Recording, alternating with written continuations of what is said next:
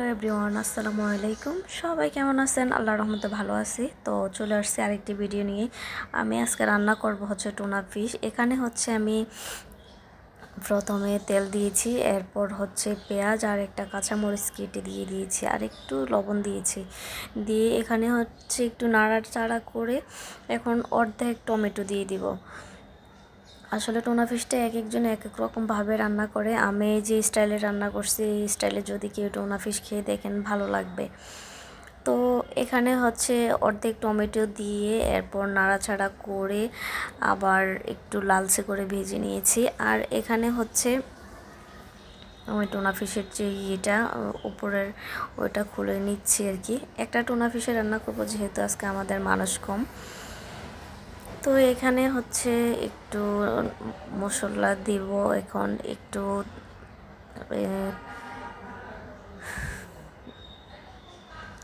একটু রসুন বাটা দিয়ে দিলাম। রসুন বাটা দিয়ে আবার নাড়াচাড়া করে দিচ্ছি, আর দিয়ে দিব আদা বাটা। এখন আদা বাটা দিয়ে দিব। আদা বাটা দিয়ে ভালো করে কষিয়ে নেব।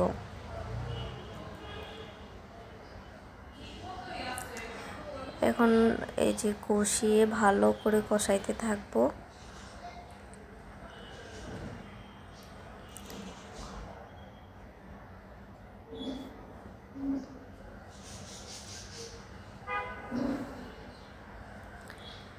আসলে মশলা যত কষা হবে ততই ভালো লাগবে আর কি। তো জানি না আমার ভিডিওটা দুইবার কেন জানি প্লে হচ্ছে, সেই জন্য আমি এখন একটু হয়ে আছি। তো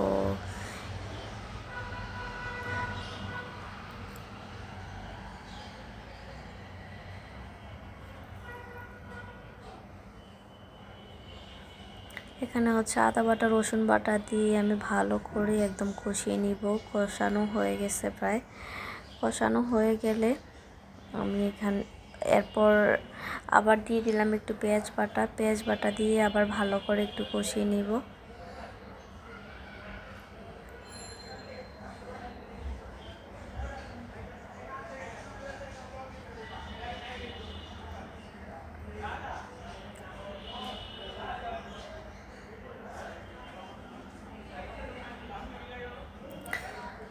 আর এখানে দিয়ে দিব একটু স্বাদ মতো লবণ।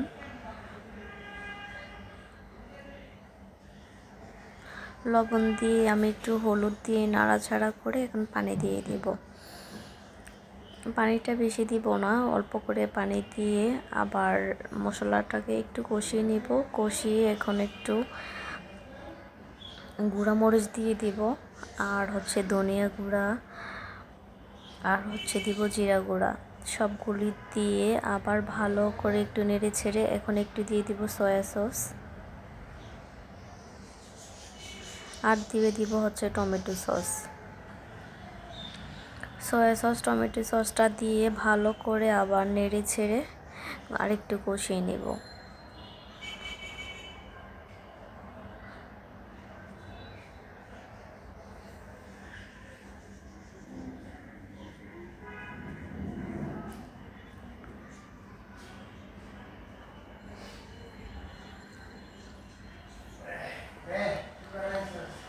ভালো করে কষানো হয়ে যাবে তখন আমি দিয়ে দিব টুনা ফিশটা। টুনা ফিশটা দিয়ে ভালো করে একটা চামচের সাহায্যে একদম মিশিয়ে নিব আস্তে আস্তে করে।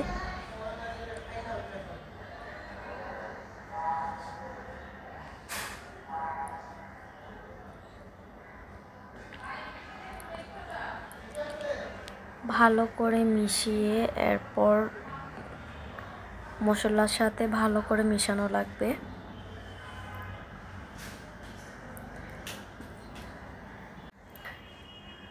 ভালো করে মিশিয়ে নিচ্ছি। মিশিয়ে এরপর একটু পানি দিয়ে দিব, অল্প করে পানি দিব। এরপর পানি দিয়ে কয়েকটা কাঁচামরিচ দিয়ে দিব।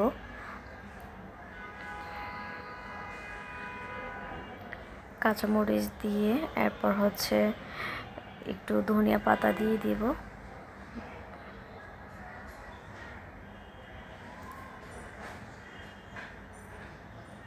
আর একটু নেড়ে ছেড়ে এরপর দিয়ে দিব একটু গরম মশলা। গরম মশলা দিয়ে এরপর ভালো করে নেড়ে ছেড়ে একটু কষিয়ে নিব। হালকা মিডিয়াম আঁচে রাখতে হবে, বেশি আঁচ দেওয়া যাবে না।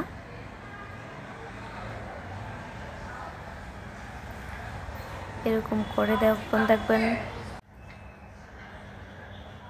দেখবেন আপনার ঝোলটা একদম মাখা মাখা হয়ে যায় যখন, তখন মনে করবেন রান্না হয়ে গেছে আর কি। তো আমার আর একটু দেখা যায় যে পানি পানি আছে, পানিটা শুকানো পর্যন্ত আমি রান্না করে নেব একটু নেড়ে ছেড়ে ভালো করে।